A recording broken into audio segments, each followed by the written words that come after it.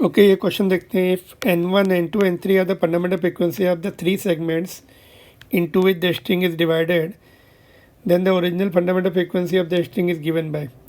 Suppose ये string है, original fundamental frequency इसकी n है. अभी इसके तीन पार्ट कर दिया L1, उसकी फंडामेंटल फ्रीक्वेंसी N1, दूसरा पार्ट L2, उसकी fundamental frequency N2, and third part की N3.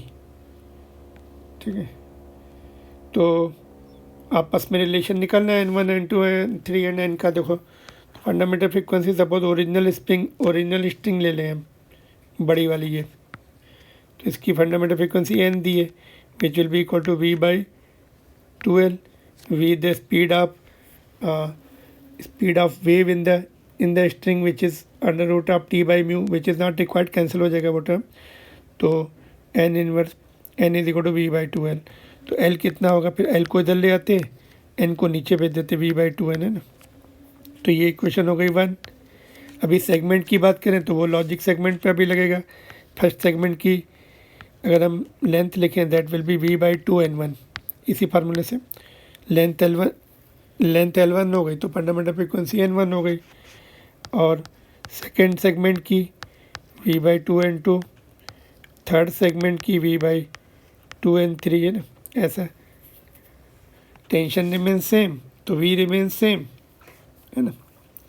तो अभी total length L is equal to L1 plus L2 plus L3, ये रिलेशन वैलिड रहेगा. L1, L2, L3 उसके सेगमेंट्स ही हैं, तो वैल्यू पुट कर देंगे. v/2l कॉमन लेके कैंसिल हो जाएगा सभी में. v/2n1 plus v/2n2 plus v/2n3. ठीक है, तो v/2l कॉमन लेके कैंसिल हो गया, तो 1/n is equal to 1/n1 plus 1/n2 plus 1/n3. ठीक है, तो ऑप्शन नंबर 1. ठीक है, तो इसमें क्या किया हमने, देखो बेसिक फार्मूला होता है fundamental frequencies in the tie testing is given by v/2l, और v की वैल्यू भी पुट करनी पड़ती है.